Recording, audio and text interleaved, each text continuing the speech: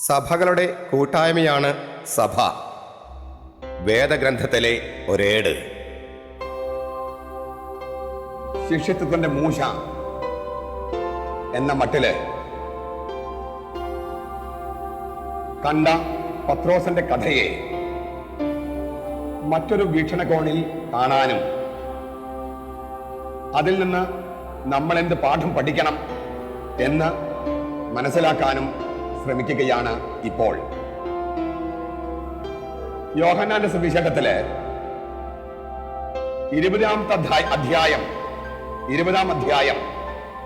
അവസാനത്തെ 2 വാക്യങ്ങള് 30-ഉം 31-ഉം വാക്യങ്ങള് വായിച്ചുകൊണ്ട് നമുക്ക് ഈ പ്രഭാഷണത്തിലേക്ക് കടക്കാം. ഈ ഗ്രന്ഥത്തിൽ എഴുതപ്പെടാത്ത മറ്റനേകം അടയാളങ്ങളും യേശു ശിഷ്യരുടെ സാന്നിധ്യത്തിൽ പ്രവർത്തിച്ചു.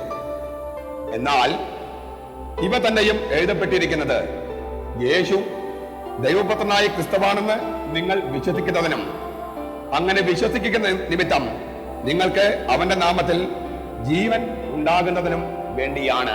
ഈ തിരുവചനം വായിക്കുമ്പോൾ നമ്മുടെ മനസ്സിലേക്ക് ആദ്യം കടന്നു വരുന്ന ചിന്ത എന്തായിരിക്കും? യോഹന്നാന്റെ സുവിശേഷത്തിന്റെ ഔദ്യോഗികമായ ഉപസംഹാരമാണ് ഈ വാക്യം എന്നാണ് ആദ്യ വായനയിൽ നമുക്ക് മനസ്സിലാവുക. ഒരു ഗ്രന്ഥം ഉപസംഹരിച്ചുകൊണ്ട് ഗ്രന്ഥകർത്താവ് എഴുതുകയാണ്, ഈ ഗ്രന്ഥത്തിൽ എഴുതപ്പെടാത്ത മറ്റനേകം കാര്യങ്ങളുമുണ്ട്, അവയൊന്നും എഴുതിയിട്ടില്ല, ഇവ തന്നെയും എഴുതപ്പെട്ടിരിക്കുന്നത് ഇന്നൊരു കാര്യത്തിന് വേണ്ടിയാണ്. അങ്ങനെ ഗ്രന്ഥം ഉപസംഹരിക്കുന്നു. എന്നാൽ നമുക്ക് മനസ്സിലാകുന്നത് ഈ ഉപസംഹാരം കഴിഞ്ഞ് പിന്നെ ഒരു അധ്യായം കൂടി യോഹന്നാന്റെ സുവിശേഷത്തിലുണ്ട്, 21-ാം അധ്യായം. എന്റെ ചോദ്യം ഇതാണ്, ഒരു ഗ്രന്ഥം അവസാനിപ്പിച്ചു കഴിഞ്ഞ് പിന്നെ എന്തിനാണ് മറ്റൊരു അധ്യായം കൂട്ടിച്ചേർത്തത്? 21-ാം അധ്യായം കഴിഞ്ഞിട്ട് മതിയായിരുന്നില്ലേ ഉപസംഹാരം? ഇതാണ് നമ്മുടെ മുമ്പിലുള്ള ചോദ്യം. ഇങ്ങനെ ഉപസംഹാരം കഴിഞ്ഞ് വീണ്ടും ഒരു അധ്യായം കൂട്ടിച്ചേർക്കാനുണ്ടായ ചരിത്രപരമായ സാഹചര്യം നമുക്ക് മനസ്സിലാക്കേണ്ടതുണ്ട്. ഞാൻ ആ ചരിത്രം ഒന്ന് അവതരിപ്പിക്കാം. 1-ാം നൂറ്റാണ്ടിന്റെ അവസാന പാദത്തില് സഭയിൽ ഉടലെടുത്ത വലിയൊരു പ്രശ്നമുണ്ടായിരുന്നു.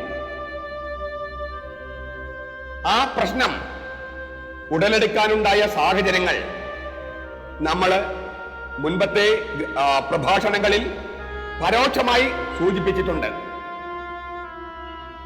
ഒന്നാമത്തത്, ദൈവം കേവല ഏകത്വമാണ് എന്ന് ചിന്തിച്ചിരുന്ന യഹൂദ പശ്ചാത്തലത്തിൽ ദൈവം ത്രിത്വമാണ്, 3 ആളുകളാണ് എന്ന് യോഹന്നാന്റെ സുവിശേഷം അവതരിപ്പിക്കുന്നു.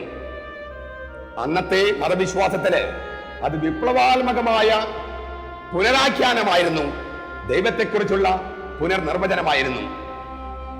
കഠിനമായ ഏകദൈവ വിശ്വാസികൾക്ക് ദൈവം 3 ആളാണ് എന്നത് സ്വീകരിക്കാൻ പറ്റുമായിരുന്നോ? അതായിരുന്നു ഒന്നാമത്തെ പ്രശ്നം. രണ്ടാമത്തത്, സ്ത്രീകളെ പട്ടികളെക്കാൾ താഴെയായി കരുതിയിരുന്ന ഒരു സംസ്കാരത്തില് യോഹന്നാന്റെ സുവിശേഷം സ്ത്രീകളെ അപ്പസ്തോല ദൗത്യമുള്ളവരായി അവതരിപ്പിക്കുന്നു. ഉദാഹരണമായി 4-ാം അധ്യായത്തില് ഒരു സമരിയക്കാരി സ്ത്രീ പട്ടണത്തിൽ ചെന്ന് യേശുവായിരിക്കുമോ ക്രിസ്തു എന്ന് സാക്ഷ്യപ്പെടുത്തുകയും ഒരു നഗരം മുഴുവനെയും യേശുവിലേക്ക് കൊണ്ടുവരികയും ചെയ്യുന്നു. അത് അപ്പസ്തോലന്മാരുടെ പ്രേക്ഷിത പ്രവർത്തനത്തിന് തുല്യമായിരുന്നു. വീണ്ടും 20-ാം അധ്യായത്തില് ഉത്ഥാനം ചെയ്ത യേശു ആദ്യമായി പ്രത്യക്ഷപ്പെട്ടത് ഒരു സ്ത്രീക്കാണ്, മറിയം മഗ്ദലേന എന്ന സ്ത്രീക്ക്. സ്ത്രീകൾക്ക് അപ്പസ്തോലന്മാർക്ക് തുല്യമായ പ്രാധാന്യം കൊടുക്കുന്ന ഒരു സുവിശേഷത്തെ എങ്ങനെയാണ് സ്വീകരിക്കുക? ഇങ്ങനെ നിരവധിയായ പ്രശ്നങ്ങള് യോഹന്നാന്റെ സഭ അന്നത്തെ ആദിമസഭയ്ക്ക് തലവേദന സൃഷ്ടിക്കുന്ന തരത്തിൽ വരുത്തി വെച്ച് കഴിഞ്ഞപ്പോഴ് മുഖ്യധാരാ സഭയായ പത്രോസിന്റെ സഭ യോഹന്നാന്റെ സഭയെ സഭയിൽ നിന്നും സഭാഭ്രഷ്ട കൽപ്പിച്ച് പുറത്താക്കാൻ തീരുമാനിച്ചു. യോഹന്നാന്റെ സഭയ്ക്ക് 3 തിരഞ്ഞെടുപ്പുകളാണ് ഉണ്ടായിരുന്നത്. ഒന്നാമത്തെ തിരഞ്ഞെടുപ്പ് എന്ന് പറയുന്നത് സഭയിൽ നിന്നും പുറത്താകുക എന്നുള്ള അവസ്ഥ തന്നെ, സഭയിൽ നിന്നും പുറത്തു പോകുക. രണ്ടാമത്തെ തിരഞ്ഞെടുപ്പ് എന്ന് പറയുന്നത് പത്രോസിന്റെ സഭ മുന്നോട്ട് വയ്ക്കുന്ന ദൈവശാസ്ത്രവും ക്രിസ്തു ദർശനവും സഭാശാസ്ത്രവും പ്രേക്ഷിത ദർശനവും സ്വീകരിച്ചുകൊണ്ട് ആ സഭയുമായി ലയിക്കുക, ലയനം. മൂന്നാമത്തെ തിരഞ്ഞെടുപ്പ് എന്ന് പറയുന്നത് സ്വന്തം തനിമ നിലനിർത്തിക്കൊണ്ട് സഭയ്ക്കുള്ളിൽ കഴിയുക. യോഹന്നാന്റെ സഭയിലെ അംഗങ്ങള് ആ സഭയുടെ തലവനായ യോഹന്നാനോട് ഈ മൂന്നാമത്തെ തെരഞ്ഞെടുപ്പ് നടത്താൻ വേണ്ട മാർഗം സ്വീകരിക്കാനായിട്ട് ആവശ്യപ്പെട്ടു. സഭയ്ക്കുള്ളിൽ നിൽക്കണം, എന്നാൽ തനിമ, സ്വന്തം തനിമ സൂക്ഷിക്കണം. അതിനുവേണ്ടി യോഹന്നാൻ എന്ന് പറയുന്ന വ്യക്തി നമ്മൾ ഇപ്പോൾ 4ാമത്തെ സുവിശേഷം എന്ന് വിളിക്കുന്ന ആ സുവിശേഷം രചിച്ചു. 20 അധ്യായങ്ങളാണ് അതിൽ ഉണ്ടായിരുന്നത്. ആ അധ്യായങ്ങള് പ്രസിദ്ധീകരണത്തിന് അനുമതിക്കായി റോമായിലെ പത്രോസിന്റെ സഭയ്ക്ക് സമർപ്പിക്കപ്പെട്ടു.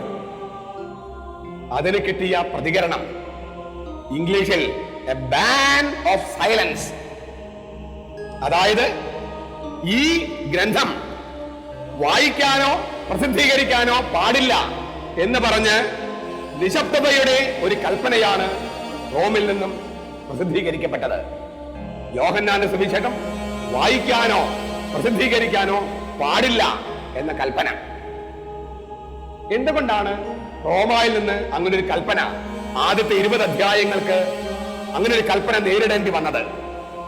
ഈ 20 അധ്യായത്തിനുള്ളിലുള്ള 2-3 കഥകള് നമുക്കൊന്ന് ചിന്തിക്കാം. 20ാം അധ്യായത്തിലെ 1 മുതൽ 8 വരെയുള്ള വാക്യങ്ങളിൽ നമ്മൾ ഇങ്ങനെ ഒരു കഥ കാണുന്നു. ആഴ്ചയുടെ ആദ്യ ദിവസം സൂര്യൻ ഉദിച്ചപ്പോൾ തന്നെ മറിയം മഗ്ദലേന യേശുവിനെ സംസ്കരിച്ചിരുന്ന കുഴിമാടത്തെങ്കിലേക്ക് പോയി. കല്ലറയുടെ വാതിൽക്കൽ വച്ചിരുന്ന ആ വലിയ കല്ല് ഉരുട്ടി മാറ്റപ്പെട്ടതായി മഗ്ദലേന കണ്ടു. അവള് ആ കല്ലറെങ്കിലേക്ക് ഒന്ന് നോക്കാൻ പോലും മെനക്കെടാതെ യേശുവിന്റെ ശരീരം ആരോ മോഷ്ടിച്ചു കൊണ്ടുപോയി എന്ന നിഗമനത്തിലെത്തുകയും അവള് ഓടി പത്രോസിനെയും യേശു സ്നേഹിച്ച മറ്റേ ശിഷ്യനെയും വിവരമറിയിക്കുകയും ചെയ്തു. പത്രോസും യേശു സ്നേഹിച്ച ശിഷ്യനും കല്ലറയെങ്കിലേക്ക് ഓടുകയാണ്.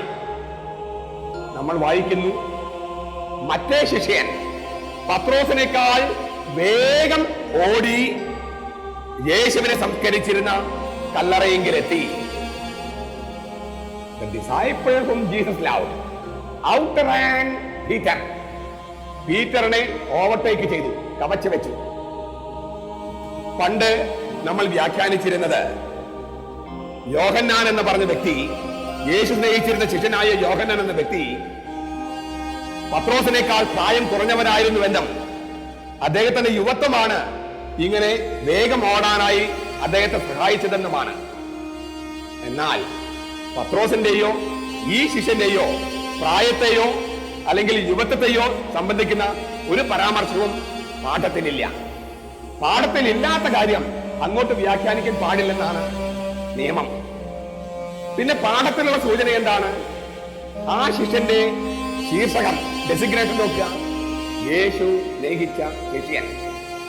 അയാൾക്ക് പേരില്ല. 4ാം സുവിശേഷത്തിൽ യേശു സ്നേഹിച്ച ശിഷ്യൻ എന്നേ പറയൂ, ഒരിക്കലും അദ്ദേഹത്തിന് പേരില്ല. ആ വാക്ക് നമുക്ക് ഒന്നുകൂടി കേൾക്കാം. യേശു സ്നേഹിച്ച ശിഷ്യൻ.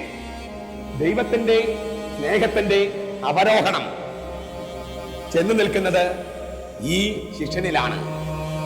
He is the object of God's descending love. അവരോഹണം ചെയ്യുന്ന ദൈവസ്നേഹത്തിന്റെ ലക്ഷ്യം ഈ ശിഷ്യനാണ്. സ്നേഹത്തിന്റെ അവതാരം പോലെയാണ് ഈ ശിഷ്യൻ എന്ന് പറയാം. അപ്പോൾ നമ്മൾ തിരിച്ചറിയുന്നത് അയാൾ എന്തുകൊണ്ടാണ് പത്രോസിനെ കവച്ചു വെച്ച് ഓടിയത് എന്നാണ്. നമുക്കൊരു ഉദാഹരണം നോക്കുക. ഇതാ ഒരു വീടിന് തീ പിടിച്ചിരിക്കുന്നു. നമ്മളെല്ലാവരും ആ വീടിന്റെ അടുത്തേക്ക് ഓടുകയാണ്. ആ വീടിന് പിടിച്ചിരിക്കുന്ന തീ കെടുത്താൻ വേണ്ടി നമ്മളെല്ലാവരും ഓടുകയാണ്. അപ്പോൾ നമ്മുടെ കൂട്ടത്തിലുള്ള ഒരു സ്ത്രീ വളരെ വേഗത്തിൽ ഓടി മറ്റെല്ലാവരേക്കാൾ മുമ്പേ ആ വീടിനടുത്തെത്തുന്നു. എന്താ കാര്യം? ആ വീട് അവളുടെ വീടാണ്. ആ വീട്ടിനുള്ളിൽ അവളുടെ കുഞ്ഞ് കിടന്നുറങ്ങുന്നുണ്ട്. സ്നേഹത്തിന് എപ്പോഴും വേഗത കൂടും. യേശു സ്നേഹിച്ച ശിഷ്യൻ, അയാൾക്ക് യേശുവിനോട് പത്രോസിനുള്ളതിനേക്കാൾ കൂടുതൽ സ്നേഹമുണ്ട്. അതിനാൽ അയാൾ യേശു സ്നേഹിച്ച ശിഷ്യനായതിനാൽ സ്നേഹത്തിന്റെ ചുവടുവെപ്പുകൾ വെച്ച് പത്രോസിനെ കവച്ചു വെക്കുകയാണ്. എന്നിട്ട് അദ്ദേഹം എന്ത് ചെയ്തു? ആ കല്ലറയെങ്കിൽ എത്തിയപ്പോൾ കുനിഞ്ഞ് ആ കല്ലറയിലേക്ക് നോക്കി. അതിനുപയോഗിക്കുന്ന ഗ്രീക്ക് വാക്ക് ബ്ലേപ്പോ എന്നാണ്.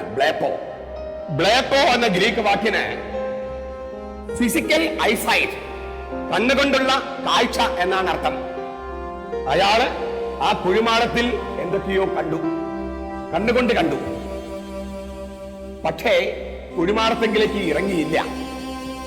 അവിടെ കുഴിമാടത്തിന്റെ കവാടത്തെങ്കില് പത്രോസ് വരാൻ വേണ്ടി കാത്തുനിന്നു.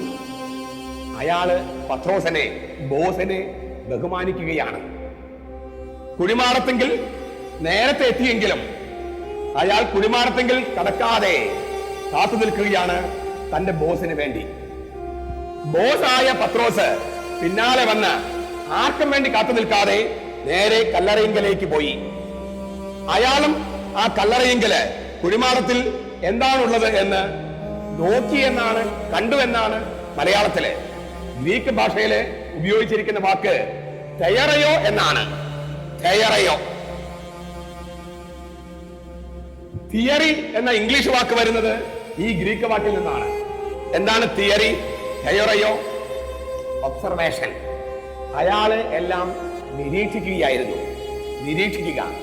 ബോസിന്റെ ചുമതലയാണ് നിരീക്ഷണം. അയാള് കാണല്ല, നിരീക്ഷിക്കുകയാണ്. എന്താണ് നിരീക്ഷിച്ചത്? 2 തുണികള്, യേശുവിനെ പുറപ്പിച്ചിരുന്ന ഒരു ലിനൻ വസ്ത്രം, അതിനുള്ളിൽ ശരീരം ഉള്ളതുപോലെ കിടക്കുന്നു, എന്നാൽ ശരീരം അവിടെ ഇല്ല. മറ്റൊരു തുണി ഫേസ് വെയിൽ എന്ന് പറയും, യേശുവിന്റെ മുഖത്ത് ഇട്ടിരുന്ന തുണി. ആ തുണി ചുരുട്ടിക്കൂട്ടി ഒരു മൂലയിൽ വച്ചിരിക്കുന്നു.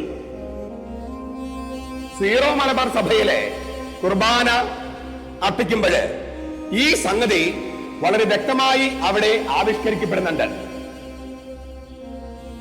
കർത്താവിന്റെ തിരുശരീരവും തിരുരക്തവുമാകുന്ന ഈ അപ്പവും വീഞ്ഞും അതെടുത്ത് ദൈവത്തിന് സമർപ്പിച്ച് കുരിശാകൃതിയിൽ അത് പിടിച്ച് താഴോട്ട് കൊണ്ടുവരുമ്പോൾ ഈ കാസയും പീലാസയും തമ്മിൽ 3 പ്രാവശ്യം മുട്ടും. എന്നിട്ട് അത് ബലിപീഠത്തിൽ വെക്കും. യേശുവിന്റെ ശരീരവും രക്തവും യേശുവിനെ ആ കല്ലറയിൽ സംസ്കരിക്കുകയാണ്. ബലിപീഠം എന്ന് പറയുന്നത് യേശുവിന്റെ കുഴിമാടമാണ്. അങ്ങനെ ആ കല്ലറയിലെ യേശുവിന്റെ ശരീരം അടക്കം ചെയ്യുന്നു എന്നാണ്, അനുഷ്ഠാനത്തിലൂടെ അടക്കം ചെയ്യുന്നു എന്നാണ് സങ്കല്പം. എന്നിട്ട് വൈദികന്റെ കുർബാന കുപ്പായത്തിന്റെ ഒരു കഷണം, ശോശപ്പ എന്ന് പറയുന്ന തുണിയെടുത്ത് ആ ശരീരത്തെ മൂടും. യേശുവിനെ സംസ്കരിച്ച തുണി. അത് കഴിഞ്ഞ് ബേമയില് പോയി പിന്നീട് വിശ്വാസ പ്രമാണം ചൊല്ലി 3 പ്രാവശ്യം കുമ്പിട്ട് ബലിപീഠത്തേക്ക് പ്രവേശിക്കുന്ന വൈദികൻ മറ്റൊരു പ്രാർത്ഥന ചൊല്ലി ഈ തുണി ചുരുട്ടിക്കൂട്ടി ഇങ്ങനെ തിരുരഹസ്യങ്ങൾക്ക് ചുറ്റും വെക്കും. യേശുവിന്റെ കല്ലറയില് അവന്റെ ശരീരത്തെ പൊതിഞ്ഞിരുന്ന തുണി ചുരുട്ടിക്കൂട്ടി വശത്ത് വെക്കുന്നതിന്റെ തുല്യമാണത്. അപ്പോൾ എന്തിനാണ് 3 പ്രാവശ്യം മുട്ടിയത്? ഈ ശരീരം കുഴിമാടത്തിൽ സംസ്കരിക്കുന്നെങ്കിലും 3-ാം ദിവസം ഉയർത്തെഴുന്നേൽക്കാനുള്ളതാണ് എന്ന് പ്രഖ്യാപിച്ചിരുന്നു. 3 പ്രവചനങ്ങളിലൂടെ യേശു പ്രഖ്യാപിച്ചിരുന്ന അതേ സംഗതി ഇവിടെ പ്രവചന രൂപത്തില് 3 പ്രാവശ്യം മുട്ടി അത് പ്രഖ്യാപിക്കുകയാണ്. സീറോ മലങ്കര സഭയില് ഇങ്ങനെ തുണി ചുരുട്ടിക്കൂട്ടുന്നതിന് പകരം ആ ശോശപ്പ എന്ന് പറയുന്ന തുണി എടുക്കുമ്പോൾ ഇങ്ങനെ വിറപ്പിച്ചാണ് എടുക്കുക. പരിശുദ്ധാത്മാവ് ഇറങ്ങി വന്ന് യേശുവിനെ മരിച്ചവരിൽ ഉയർപ്പിച്ചു എന്നത് കാണിക്കാൻ വേണ്ടി പരിശുദ്ധാത്മന്റെ ചലനമാണ് ഇങ്ങനെ വിറപ്പിക്കുന്നത്. എന്നിട്ട് വൈദികൻ ആ തൂവാല ഇങ്ങനെ പതുക്കും വീക്കും, ആ ബലിപീഠത്തിന്റെ മൂലയിലേക്ക് വീക്കും. യേശുവിനെ സംസ്കരിച്ചിരുന്ന കുഴിമാടത്തിന്റെ മൂലയില് ചുരുട്ടി വെച്ചിരുന്ന ഫേസ് വെയിൽ കർത്താവിന്റെ മുഖം മൂടിയിരുന്ന ആ തുണിയാണ് അതെന്നാണ് സങ്കല്പം. ഇതാണ് യേശു സ്നേഹിച്ച ശിഷ്യനും യേശുവിന്റെ പ്രഥമ ശിഷ്യനായ പത്രോസും കുഴിമാടത്തിൽ കണ്ടത്. വസ്ത്രം അനങ്ങാതിരിക്കുന്നു, മുഖത്തെ മറച്ചിരുന്ന തുണി ചുരുട്ടിക്കൂട്ടി കുഴിമാടത്തിന്റെ മൂലയിൽ വെച്ചിരിക്കുന്നു. പത്രോസ് നിരീക്ഷണമെല്ലാം കഴിഞ്ഞ് കുഴിമാടത്തിൽ നിന്നും പുറത്തേക്ക് വന്നു. അപ്പോൾ യേശു സ്നേഹിച്ച ശിഷ്യൻ ആ കുഴിമാടത്തിനുള്ളിലേക്ക് കയറി. അവിടെ എഴുതിയിരിക്കുകയാണ്, അവൻ കണ്ടു, വിശ്വസിച്ചു. അവിടെ കണ്ടു എന്നതിന് ഉപയോഗിച്ചിരിക്കുന്ന ഗ്രീക്ക് വാക്ക് ഒറാവോ എന്നാണ്. ഒറാവോ, സ്പിരിച്വൽ ഇൻസൈറ്റ് എന്നാണ് ആ വാക്കിനർത്ഥം. അതായത് ആത്മീയമായ ഉൾക്കാഴ്ചയുണ്ടായി. അവൻ കണ്ടത് ആത്മീയമായ ഒരു ഉൾക്കാഴ്ചയായിരുന്നു. എന്നിട്ടോ അവൻ വിശ്വസിച്ചു.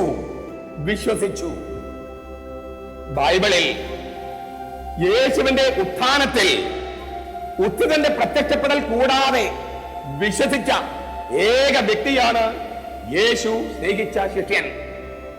നമുക്കത് ഇങ്ങനെ പറയാം, അത്ഭുതകരമായ ഒരു പ്രത്യക്ഷപ്പെടൽ കൂടാതെ യേശു മരിച്ചവരിൽ നിന്ന് ഉത്ഥാനം ചെയ്തുവെന്ന് വിശ്വസിച്ച ഏക വ്യക്തിയാണ് യേശു സ്നേഹിച്ച ശിഷ്യൻ. സ്നേഹത്തിന് അത്ഭുതങ്ങൾ വേണ്ട, വിശ്വസിക്കാൻ. സ്നേഹം കുറയുമ്പോഴാണ് അത്ഭുതങ്ങളുടെ പിറകെ ഭക്തജനം പോകുന്നത്. നിങ്ങൾക്ക് നിങ്ങളുടെ ഭാര്യയോട് സ്നേഹമുണ്ടെന്ന് കാണിക്കാൻ എന്ത് അത്ഭുതം നിങ്ങൾ ചെയ്യാൻ? നിങ്ങൾക്ക് നിങ്ങളുടെ മക്കളോട് സ്നേഹമുണ്ടെന്ന് കാണിക്കാൻ എന്ത് അത്ഭുതമാണ് അവർ പ്രതീക്ഷിക്കുക? സ്നേഹത്തിന് അത്ഭുതങ്ങൾ ആവശ്യമില്ല. ഞാൻ ആവർത്തിക്കട്ടെ, ഉത്ഥിതന്റെ അത്ഭുതകരമായ പ്രത്യക്ഷപ്പെടൽ കൂടാതെ യേശു മരിച്ചവരിൽ നിന്ന് ഉത്ഥാനം ചെയ്തുവെന്ന് വിശ്വസിച്ച ഏക വ്യക്തിയാണ് യേശു സ്നേഹിച്ച ശിഷ്യൻ. സ്നേഹത്തിന്റെ അവതാരത്തിന് അത്ഭുതങ്ങളും അടയാളങ്ങളും വേണ്ട, ദൈവത്തിൽ വിശ്വസിക്കാൻ. ഇദ്ദേഹത്തിന്റെ വിശ്വാസത്തെ തോമസിന്റെ വിശ്വാസവുമായി ഒന്ന് താരതമ്യം ചെയ്യുന്നത് നല്ലതാണ്. തോമസിനോട് യേശു പറഞ്ഞു, നീ കണ്ടത് കൊണ്ട് വിശ്വസിച്ചു, കാണാതെ വിശ്വസിച്ചവൻ ഭാഗ്യവാൻ. യേശു സ്നേഹിച്ച ശിഷ്യനോട് താരതമ്യം ചെയ്തുകൊണ്ട് യേശു തോമസിനോട് പറയാ, നിന്റെ വിശ്വാസം അത്ര കേമമല്ല. നീ കണ്ടത് കൊണ്ടാണ് വിശ്വസിച്ചത്, കാണാതെ വിശ്വസിച്ചവരാണ് ഭാഗ്യവാന്മാർ. നമ്മളത് വ്യാഖ്യാനിക്കുന്നത് യേശുവിനെ കാണാതെ വിശ്വസിക്കുന്ന പിൽക്കാല തലമുറയെ കുറിച്ചാണ്. അത് ശരിയുമാണ്. എന്നാൽ പാശത്തിനുള്ളിൽ കാണാതെ വിശ്വസിച്ച വ്യക്തി യേശു സ്നേഹിച്ച ശിഷ്യനാണ്. അതാണ് ഉയർന്ന വിശ്വാസമായിട്ട് അദ്ദേഹം അവതരിപ്പിക്കുന്നത്. പത്രോസിന്റെ വിശ്വാസത്തെക്കുറിച്ച് യാതൊന്നും ഉരിയാടിയിട്ടില്ല ഈ രംഗത്ത്. ഈ യേശു സ്നേഹിച്ച ശിഷ്യൻ, ആ ശിഷ്യന് ഒരു ആത്മീയ ഉൾക്കാഴ്ചയുണ്ടാവുകയും മരിച്ചവരിൽ നിന്ന് യേശു ഉത്ഥാനം ചെയ്തിരിക്കുന്നുവെന്ന് വിശ്വസിക്കുകയും ചെയ്തു. പത്രോസിന്റെ വിശ്വാസത്തെക്കുറിച്ച് യാതൊന്നും മിണ്ടിയിട്ടില്ല ആ രംഗത്ത്. പത്രോസിന്റെ ചിത്രം അത്ര നല്ലതായിട്ടല്ല അവതരിപ്പിച്ചിരിക്കുന്നത്. അപ്പോൾ ചോദ്യം, റോമായില് പത്രോസിന്റെ പാരമ്പര്യം വളരെ കേമമായി ആഘോഷിക്കുന്ന റോമായില് ആ റോമാ സഭയ്ക്ക് ഈ മാനുസ്ക്രിപ്റ്റുകള് കൊടുത്തപ്പോഴ് അവരിത് വായിക്കാൻ പാടില്ല എന്ന് പറഞ്ഞതിന് കാരണം പത്രോസിന്റെ ചിത്രം അത്ര നല്ലതായി അവതരിപ്പിക്കാത്തത് കൊണ്ടാണ് എന്ന് നമ്മൾ മനസ്സിലാക്കുകയാണ്. നമുക്ക് ഒന്ന് രണ്ട് കഥകൾ കൂടി പരിശോധിക്കാം. ഈ 20-ാം അധ്യായത്തില്, 20-ഉം അതിനു മുമ്പുള്ള അധ്യായങ്ങളില്, 18-ാമത്തെ അധ്യായത്തിൽ നമ്മൾ കാണുന്ന ഒരു സംഗതി, പത്രോസും യേശു സ്നേഹിച്ച ശിഷ്യനും യേശുവിനെ അറസ്റ്റ് ചെയ്ത് കൊണ്ടുപോകുമ്പോൾ പിന്നാലെ പോയിരുന്നു. എന്നാൽ യേശു സ്നേഹിച്ച ശിഷ്യന് മാത്രമേ മഹാപുരോഹിതന്റെ മുറ്റത്തേക്ക് പ്രവേശിക്കാൻ അനുവാദം കിട്ടിയുള്ളൂ. അതിന് കാരണം മുൻപൊരിക്കൽ ഞാൻ സൂചിപ്പിച്ചിട്ടുണ്ട്. അദ്ദേഹത്തിന്റെ അപ്പൻ പുരോഹിതനായിരുന്നു ജെറൂസലത്ത്. അദ്ദേഹത്തിന്റെ അപ്പന്റെ പേരാണ് സബദി. പുരോഹിതനായ സബദിയുടെ ജെറൂസലേമിലുള്ള തണൽ വീട്ടിലാണ് യേശു അന്ത്യവിരുന്ന് ആഘോഷിച്ചത്. അപ്പോൾ പുരോഹിത കുടുംബത്തിൽപ്പെട്ട സബദി അദ്ദേഹത്തിന്റെ മകനായ യേശു സ്നേഹിച്ച ശിഷ്യന് മഹാപുരോഹിതന് പരിചയമുണ്ടായിരുന്നതിനാൽ അയാള് മഹാപുരോഹിതന്റെ മുറ്റത്തേക്ക് കയറി എന്നാണ് യോഹന്നാന്റെ സുവിശേഷം 18-ാം അധ്യായത്തിൽ എഴുതിയിരിക്കുന്നത്. പത്രോസിന് അകത്ത് കടക്കാൻ കഴിഞ്ഞില്ല. പത്രോസ് പുറത്തു നിൽക്കുക. യേശു സ്നേഹിച്ച ശിഷ്യൻ മഹാപുരോഹിതന്റെ പരിചാരകരോട് പത്രോസിന് വേണ്ടി ശുപാർശ ചെയ്ത് പത്രോസിനെയും അകത്ത് പ്രവേശിപ്പിച്ചു. ഇനി നടക്കുന്ന രംഗമാണ് നമ്മൾ ശ്രദ്ധിക്കേണ്ടത്. മുറ്റത്ത് തീ കൂട്ടി തീ കായാൻ ഇരിക്കുകയാണ് പത്രോസും ഒരു പക്ഷേ യേശു സ്നേഹിച്ച ശിഷ്യനും അവിടെ ഉണ്ടായിരുന്നു. അവിടെ വെച്ച് പത്രോസ് മാത്രമാണ് യേശുവിനെ തള്ളിപ്പറഞ്ഞത്. യേശു സ്നേഹിച്ച ശിഷ്യൻ യേശുവിനെ തള്ളിപ്പറഞ്ഞിട്ടില്ല. അവിടെയും പത്രോസിന്റെ ചിത്രം അത്ര നല്ലതല്ല. നമുക്ക് കുറച്ചുകൂടി പുറകിലേക്ക് പോയാൽ, ഞാൻ പുറകിൽ നിന്ന് മുമ്പിലേക്ക് വായിക്കുകയാണ്. അപ്പോൾ അങ്ങോട്ടാണ് മുമ്പിലേക്ക് പോകുമ്പോഴാണ് പുറകാകുക. 20-ാം അധ്യായത്തിൽ നിന്നും 1-ാം അധ്യായത്തിലേക്ക് ഞാൻ വായിക്കുകയാണ്. 20 കഴിഞ്ഞു, 18 കഴിഞ്ഞു, 13-ാമത്തെ അധ്യായത്തിൽ ചെല്ലുക. അവിടെ നമ്മൾ കാണുന്ന കാഴ്ച നമ്മൾ ഒരിക്കൽ കണ്ടതാണ്. അന്ത്യ അത്താഴത്തില് യേശു ഇരിക്കുമ്പോൾ യേശുവിന്റെ വലതുവശത്ത് യേശുവിന്റെ നെഞ്ചിലേക്ക് ചാഞ്ഞു കിടക്കുകയാണ് യേശു സ്നേഹിച്ച ശിഷ്യൻ. അവിടെ യേശുവിന്റെ മടിയിലിരുന്ന് യേശുവിന്റെ നെഞ്ചിലേക്ക് ചാരിക്കിടക്കുന്നു. ഇതേപോലെ ഒരു രംഗം യേശുവിനെ കുറിച്ച് 1-ാമത്തെ അധ്യായം 18-ാം വാക്യത്തിലുണ്ട്. ദൈവത്തിന്റെ മടിയിലിരിക്കുന്ന ദൈവം തന്നെയായ പുത്രനാണ് ദൈവത്തെ മനുഷ്യർക്ക് വെളിപ്പെടുത്തിയത്. ഇവിടെ ഇപ്പോൾ യേശുവിന്റെ മടിയിലിരുന്ന് യേശുവിന്റെ നെഞ്ചിലേക്ക് ചാരിക്കിടക്കുന്നത് യേശു സ്നേഹിച്ച ശിഷ്യനാണ്. പുത്രനായ ദൈവം പിതാവിന്റെ മടിയിലിരുന്ന് പിതാവിന്റെ നെഞ്ചിലേക്ക് ചാരിക്കിടക്കുന്നത് പോലെ ഇപ്പോൾ പുത്രനായ ദൈവത്തിന്റെ മടിയിലിരുന്ന് പുത്രനായ ദൈവത്തിന്റെ നെഞ്ചിലേക്ക് ചാരിക്കിടക്കുകയാണ് യേശു സ്നേഹിച്ച ശിഷ്യൻ. പത്രോസ് എവിടെയാ? വളരെ ദൂരെ മാറിയിരിക്കുകയാണ്. അതുകൊണ്ടാണ് നിങ്ങളിൽ ഒരുവൻ ഒറ്റക്കൊടുക്കുമെന്ന് പറഞ്ഞപ്പോൾ പത്രോസ് യേശു സ്നേഹിച്ച ശിഷ്യനോട് ആംഗ്യം കാണിച്ച് ചോദിച്ചു, ആരാണ് അതെന്ന്. യേശു സ്നേഹിച്ച ശിഷ്യനാണ് യേശുവിനോട് നേരിട്ട് സംസാരിച്ചത്. വീണ്ടും പത്രോസിന്റെ ചിത്രം അത്ര ശ്രേഷ്ഠമല്ല. യേശുവിനോട് നേരിട്ട് സംസാരിക്കാൻ പറ്റാത്ത വിധം അകലെയാണ് പത്രോസ്. പത്രോസിന് യേശുവിനോട് സംസാരിക്കാൻ യേശു സ്നേഹിച്ച ശിഷ്യന്റെ മധ്യസ്ഥത വേണം. അവനോട് ആംഗ്യം കാണിച്ച് ചോദിച്ചു. നമ്മൾ കുറച്ചുകൂടി പുറകോട്ട് പോയി 1-ാം അധ്യായത്തിൽ എത്തുമ്പോൾ നമ്മൾ വീണ്ടും കാണുന്ന രംഗം എന്താണ്? സ്നാപക-യോഹന്നാൻ 2 ശിഷ്യന്മാരോടൊപ്പം നിൽക്കുകയായിരുന്നു. അപ്പോൾ യേശു യോർദാൻ നദിയുടെ തീരത്ത് വന്നു. യേശുവിനെ ശിഷ്യന്മാർക്ക് ചൂണ്ടിക്കാണിച്ചുകൊണ്ട് സ്നാപക-യോഹന്നാൻ പറഞ്ഞു, ഇതാ ദൈവത്തിന്റെ കുഞ്ഞാട്, ലോകത്തിന്റെ പാപം വഹിക്കുന്ന ദൈവത്തിന്റെ കുഞ്ഞാട്. അത് കേട്ട് 2 ശിഷ്യന്മാര് യേശുവിന്റെ പുറകെ പോയി. തന്റെ പിന്നാലെ 2 പേര് വരുന്നു എന്ന് കണ്ട് യേശു തിരിഞ്ഞ് അവരോട് ചോദിച്ചു, what are you looking for? നിങ്ങൾ എന്താണ് അന്വേഷിക്കുന്നത്? നിങ്ങൾ എന്താണ് അന്വേഷിക്കുന്നത്? എനിക്ക് തോന്നുന്നു ആ ചോദ്യം ദൈവം നമ്മോട് എല്ലാവരോടും ചോദിക്കുന്നു. What are you looking for? നിങ്ങൾ എന്താണ് അന്വേഷിക്കുന്നത്? അവര് മറുപടി പറഞ്ഞു, ഗുരോ, അങ്ങ് എവിടെയാണ് താമസിക്കുന്നത്? റബ്ബായ്, വേർ ആർ യു സ്റ്റേയിങ്? യേശു പറഞ്ഞു, വന്നു കാണുക. Come and see. പിറ്റേ ദിവസത്തെ വിവരണത്തിൽ നമ്മൾ വായിക്കുന്നു, യേശുവിനെ അനുഗമിച്ച ആദ്യ 2 ശിഷ്യന്മാരിൽ ഒരാള് അന്ത്രയോസ് ആയിരുന്നു.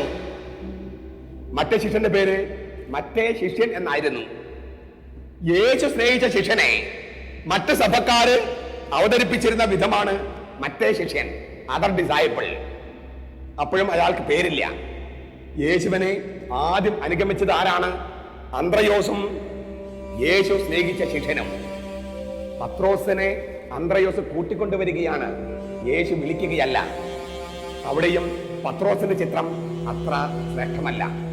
യേശുവിനെ ആദ്യമായി അനുഗമിച്ചത് പത്രോസിന്റെ സഹോദരനായ അന്ത്രയോസും പിന്നെ യേശു സ്നേഹിച്ച ശിഷ്യനുമാണ്. യേശു സ്നേഹിച്ച ശിഷ്യനോട് യേശു പറഞ്ഞു, കം ആൻഡ് സീ, വന്ന് കാണുക. 1-ാം അധ്യായം 20-ാം അധ്യായത്തില് കല്ലറയെങ്കില് അയാള് പോയി കണ്ടു, വിശ്വസിച്ചു. വന്ന് കാണുക എന്ന ക്ഷണം സ്വീകരിക്കുകയും പോയി കാണുകയും ആത്മീയ ഉൾക്കാഴ്ച ഉണ്ടാവുകയും യേശു മരിച്ചവരിൽ നിന്ന് ഉത്ഥാനം ചെയ്തുവെന്ന് വിശ്വസിക്കുകയും ചെയ്തു യേശു സ്നേഹിച്ച ശിഷ്യൻ. ഇതാണ് 20 അധ്യായങ്ങളിലെ കഥ. യേശു സ്നേഹിച്ച ശിഷ്യനെ വളരെ ശ്രേഷ്ഠമായ തരത്തിലും പത്രോസിനെ അല്പം മോശമായ തരത്തിലുമാണ് അവതരിപ്പിച്ചിരിക്കുന്നത്. അപ്പോൾ ഈ സുവിശേഷം പ്രസിദ്ധീകരിക്കാൻ പത്രോസിന്റെ പാരമ്പര്യമുള്ള റോമാക്ക് സാധിക്കുമായിരുന്നില്ല. അതുകൊണ്ടാണ് ഈ സുവിശേഷം വായിക്കരുത്, അത് മൗനമായിരിക്കണം, പ്രസിദ്ധീകരിക്കരുത് എന്ന് റോമായിൽ നിന്ന് കൽപ്പനയുണ്ടായത്. അപ്പോഴേക്കും ഈ ശിഷ്യൻ മരിച്ചിരുന്നു. യേശു സ്നേഹിച്ച ശിഷ്യൻ മരിച്ചുപോയി. അദ്ദേഹത്തിന്റെ സഭയിലെ ആളുകള് അദ്ദേഹത്തിന്റെ ശിഷ്യന്മാരിൽ ഒരുവനോട് ഒരു അധ്യായം കൂടി കൂട്ടിച്ചേർക്കാൻ ആവശ്യപ്പെട്ടു. 20 അധ്യായത്തിന് പകരം 21 അധ്യായം. അദ്ദേഹം 21 അധ്യായം കൂട്ടിച്ചേർത്തപ്പോൾ 20 അധ്യായങ്ങൾ എഴുതി ഉപസംഹരിച്ച ആ ഉപസംഹാരം, കൺക്ലൂഷൻ, അത് മായ്ച്ചു കളയാൻ അദ്ദേഹം തയ്യാറായില്ല. മറിച്ച് റോമായിൽ നിന്ന് ആവശ്യപ്പെട്ടിട്ടാണ് എന്ന് തെളിയിക്കാൻ ആ ഉപസംഹാരം നിലനിർത്തുകയും മറ്റൊരധ്യായം കൂട്ടിച്ചേർക്കുകയും ചെയ്തു. അങ്ങനെ 21 അധ്യായത്തോടു കൂടി റോമായ്ക്ക് അത് സമർപ്പിച്ചപ്പോൾ റോമ ആ സുവിശേഷം പ്രസിദ്ധീകരിക്കാൻ അനുമതി കൊടുത്തു. അങ്ങനെ 21 അധ്യായത്തോടു കൂടിയാണ് ഇപ്പോൾ യോഹന്നാന്റെ സുവിശേഷം നമ്മുടെ കൈകളിൽ എത്തിയിരിക്കുന്നത്. അപ്പോൾ ചോദ്യം, 20 അധ്യായത്തിൽ നിന്ന് എന്ത് വ്യത്യാസമാണ് 21 അധ്യായത്തിലുള്ളത്? 21 അധ്യായത്തിലെ പ്രധാനപ്പെട്ട ആശയങ്ങൾ നമുക്കൊന്ന് ചർച്ച ചെയ്യാം. 21 അധ്യായം തുടങ്ങുന്നത് ഇങ്ങനെയാണ്: തിബേരിയസ് കടൽ തീരത്ത് ശിമയോൻ പത്രോസ്, സബദിയുടെ മക്കളായ സബദി പുത്രന്മാർ തോമസ്, കാനായിൽ നിന്നുള്ള നഥാനിയേൽ, പിന്നെ 2 ശിഷ്യന്മാർ ഒരുമിച്ചിരിക്കുകയായിരുന്നു. ശിമയോൻ പത്രോസ്, ഇരട്ട എന്ന് അറിയപ്പെടുന്ന തോമസ്, കാനായിൽ നിന്നുള്ള നഥാനിയേൽ, സബദി പുത്രന്മാർ, പിന്നെ 2 ശിഷ്യന്മാർ. അപ്പൊ നമുക്ക് 7 പേര് എന്ന് കരുതാം. എന്നാൽ 7 തന്നെ ആകണമെന്നില്ല. സബദി പുത്രന്മാർ എന്നേ പറഞ്ഞിട്ടുള്ളൂ, സബദിയുടെ 2 മക്കൾ എന്ന് പറഞ്ഞിട്ടില്ല. നമുക്ക് 2 മക്കളെ പരിചയമുള്ളൂ, യാക്കോബും യോഹന്നാനും. എങ്കിലും അവിടെ പാഠത്തിൽ സബദി പുത്രന്മാർ എന്നേ പറഞ്ഞിട്ടുള്ളൂ, സബദിയുടെ 2 മക്കൾ എന്ന് പറഞ്ഞിട്ടില്ല. 2-ൽ കൂടുതൽ മക്കളുണ്ടെങ്കിൽ ആളുകളുടെ എണ്ണം കൂടാം. നമുക്ക് ആ കഥയിലേക്ക്, ആ കഥ അവതരിപ്പിക്കുന്ന വിധത്തിലേക്ക് ഒന്ന് കണ്ണോടിക്കുക. ശിമയോൻ പത്രോസ്, ആ വാക്കിൽ വല്ല പ്രശ്നമുണ്ടോ? പ്രശ്നമുണ്ടെന്നാണ് എന്റെ നിഗമനം. 1-ാമത്തെ അധ്യായത്തില് ശിമയോൻ പത്രോസിന്റെ സഹോദരനായ അന്ത്രയോസ് ശിമയോനെ യേശുവിന്റെ അടുത്തേക്ക് കൊണ്ടുവരികയാണ്. യേശു ഈ ശിമയോനോട് പറഞ്ഞു, you are Simon, from now on you shall be called Peter. നീ ശിമയോനാണ്, ഇപ്പോൾ മുതൽ നീ പത്രോസ് എന്ന് വിളിക്കപ്പെടും. ഇപ്പോൾ എന്താണ് അയാളുടെ പേര്? ശിമയോൻ പത്രോസ്. 1-ാമത്തെ അധ്യായത്തില് ശിമയോന്റെ പേര് പത്രോസ് എന്ന് മാറ്റി പറഞ്ഞിരുന്നു യേശു. പണ്ടൊക്കെ വൈദികനാകാൻ പോകുമ്പോഴോ സന്യാസത്തിൽ പോകുമ്പോഴോ പേര് മാറ്റുമായിരുന്നു. മുമ്പത്തെ തനിമയല്ല ഇപ്പോഴത്തെ തനിമ എന്ന് ബോധ്യപ്പെടുത്താൻ വേണ്ടിയാണ് പേരുമാറ്റം. എന്നാൽ ശിമയോന്റെ പേര് പത്രോസ് എന്ന് യേശു മാറ്റിയെങ്കിലും പത്രോസിന് മാറ്റമൊന്നും ഉണ്ടായിരുന്നില്ല. പേര് മാത്രമേ മാറിയിട്ടുണ്ടായിരുന്നുള്ളൂ, ആൾക്ക് മാറ്റമില്ല. അതിനാൽ സംഭവിച്ചത് എന്താണ്? ഇപ്പോൾ യോഹന്നാൻ എഴുതുകയാണ്, അയാൾ ശിമയോനുമല്ല പത്രോസുമല്ല, ശിമയോൻ പത്രോസ്. പഴയതിന്റെയും പുതിയതിന്റെയും ഒരു മിശ്രിതം. പഴയ മനുഷ്യനെ ഉരിഞ്ഞു കളഞ്ഞ് വിശ്വാസത്തിന്റെ പാറ, ആ പാറയാകുക എന്നുള്ളതായിരുന്നു പത്രോസിന്റെ വിളി. എന്നാൽ ഇവിടെ സംഭവിച്ചതോ ശിമയോനുമല്ല, വിശ്വാസത്തിന്റെ പാറയുമല്ല, രണ്ടും ചേർന്നൊരു മിശ്രിതം. അപ്പോഴും പത്രോസിന് അത്ര നല്ലതായിട്ടല്ല അവതരിപ്പിച്ചിരിക്കുന്നത്. മുമ്പത്തെ താക്കോൽ ഉപയോഗിച്ച് തന്നെയാണ് ഇവിടെയും പത്രോസിനെ വർണ്ണിച്ചിരിക്കുന്നത്. എന്നിട്ടോ അയാൾ ഒരു തീരുമാനമെടുത്തു. ആ തീരുമാനം തെറ്റായ തീരുമാനമായിരുന്നു. ഐ ആം ഗോയിങ് ഫിഷിംഗ്, ഞാൻ മീൻ പിടിക്കാൻ പോകുകയാണ്. അയാൾ ദൈവവിളി ഉപേക്ഷിച്ചു, പൗരോഹിത്യം ഉപേക്ഷിച്ചു എന്നൊക്കെ നമ്മൾ കണ്ടതാണ്. എന്നിട്ടും യോഹന്നാൻ പറയുകയാണ്, അവൻ തെറ്റായ തീരുമാനം എടുത്തിട്ട് പോലും ഞാൻ അയാളെ അനുഗമിച്ചു. ഞങ്ങൾ പറഞ്ഞു, ഞങ്ങളും നിന്റെ കൂടെ പോരുന്നു. ഞാൻ ധിക്കാരം കാണിച്ചിട്ടില്ല. പത്രോസ് തീരുമാനമെടുത്തപ്പോൾ പോകാമെന്ന് അനുസരണത്തോടെ പറഞ്ഞവനാണ് ഞാൻ. എന്നിട്ടോ പത്രോസിന്റെ തീരുമാനം പാളിപ്പോയി. They caught nothing. അയാൾക്ക് മീനൊന്നും പിടിക്കാൻ കഴിഞ്ഞില്ല. യോഹന്നാൻ പറഞ്ഞു വെക്കുകയാണ്, if you follow the boss, you catch nothing. നിങ്ങൾ ബോസിന്റെ ആജ്ഞ കേട്ട് പോയാൽ നിങ്ങൾക്കൊന്നും പിടിക്കാൻ കഴിയില്ല. പത്രോസ് പറഞ്ഞു, ഞാൻ മീൻ പിടിക്കാൻ പോകുകയാണ്. യോഹന്നാൻ പറഞ്ഞു വെക്കാണ്, അവനൊന്നും പിടിച്ചില്ല. ആ രാത്രി അവനൊന്നും പിടിച്ചില്ല. പത്രോസിന്റെ തീരുമാനം പാളിപ്പോയി. എങ്കിലും തീരുമാനമെടുത്ത ബോസിനെ ഞാൻ അനുസരിച്ചിരുന്നു, ഞങ്ങളും നിന്റെ കൂടെ പോരുന്നു എന്ന് ഞങ്ങൾ പറഞ്ഞല്ലോ. നേരം വെളുക്കാറായപ്പോഴ് ഉത്ഥിതനായ ക്രിസ്തു കടൽ തീരത്ത് വന്നു. അവനെ ആരും തിരിച്ചറിഞ്ഞില്ല. ആദ്യം തിരിച്ചറിഞ്ഞത് ആരാണ്? യേശു സ്നേഹിച്ച ശിഷ്യനാണ്. അവൻ പറഞ്ഞു, അത് കർത്താവാണ്. യേശു സ്നേഹിച്ച ശിഷ്യന്റെ സഭയുടെ വിശ്വാസ പ്രമാണമാണ് അത് കർത്താവാണ് എന്നത്. ആ വിശ്വാസ പ്രമാണം കേട്ടിട്ടാണ് പത്രോസ് യേശുവിനെ തിരിച്ചറിഞ്ഞത്. യേശു സ്നേഹിച്ച ശിഷ്യൻ അത് കർത്താവാണ് എന്ന് പറഞ്ഞപ്പോൾ അത് കേട്ട് പത്രോസ് വസ്ത്രമെടുത്ത് വെള്ളത്തിലേക്ക് ചാടി എന്നാണ്. ചുരുക്കത്തില് യേശു സ്നേഹിച്ച ശിഷ്യന്റെ വിശ്വാസ പ്രഖ്യാപനം ഇല്ലായിരുന്നെങ്കിൽ പത്രോസിന് യേശുവിനെ തിരിച്ചറിയാൻ കഴിയില്ലായിരുന്നു. ഇതേ രീതിയിൽ 13-ാം അധ്യായത്തില് വർണ്ണന നടത്തിയത് നമ്മൾ കണ്ടതാണ്. യേശുവിനോട് ആരാണ് ഒറ്റിക്കൊടുക്കുക എന്ന് ചോദിക്കാൻ പത്രോസിന് യേശു സ്നേഹിച്ച ശിഷ്യന്റെ മധ്യസ്ഥത വേണമായിരുന്നു. അപ്പോൾ 20 അധ്യായം എഴുതി അതേ താക്കോൽ ഉപയോഗിച്ച് പത്രോസിന്റെ കഥ വർണ്ണിക്കുകയാണ് 21-ാം അധ്യായത്തില് യോഹന്നാൻ. മാത്രമല്ല, ഞാൻ മുമ്പ് സൂചിപ്പിച്ചതുപോലെ പത്രോസ് നഗ്നനായിരുന്നു. ശാരീരികമായി മറ്റ് ശിഷ്യന്മാരും നഗ്നനായിരുന്നിരിക്കാൻ സാധ്യതയുണ്ട്. പക്ഷെ അവരുടെ നഗ്നത എഴുതിയിട്ടില്ല. മറിച്ച് പത്രോസിന്റെ നഗ്നതയെ കുറിച്ച് പരാമർശമുണ്ട്. എന്താ കാരണം? പത്രോസിന്റെ തള്ളിപ്പറയലുകൾ നിരന്തരമായി ഓർമ്മിക്കപ്പെടുകയാണ്. പത്രോസ് യേശുവുമായി ബന്ധം മുറിച്ചിരുന്നുവെന്ന് നിരന്തരം ഓർമ്മിപ്പിക്കുകയാണ് സുവിശേഷകൻ. അയാൾ നഗ്നനായിരുന്നു. അത് കഴിഞ്ഞ് മറ്റ് ശിഷ്യന്മാർ വള്ളത്തിൽ തന്നെയാണ് കരയിലേക്ക് വന്നത്. പത്രോസ് ആകട്ടെ വെള്ളത്തിലേക്ക് എടുത്തു ചാടി. എന്തിനാണ് എടുത്തു ചാടിയത്? 3-ാം അധ്യായത്തില് നിക്കോദെമസിനോട് യേശു പറഞ്ഞിരുന്നു, ജലത്താലും ആത്മാവിനാലും വീണ്ടും ജനിക്കാതെ ഒരാൾക്കും ദൈവരാജ്യം കാണാനോ ദൈവരാജ്യത്ത് പ്രവേശിക്കാനോ സാധിക്കുകയില്ല. യോഹന്നാൻ 3:3, 3:5. ഇപ്പോൾ പത്രോസ്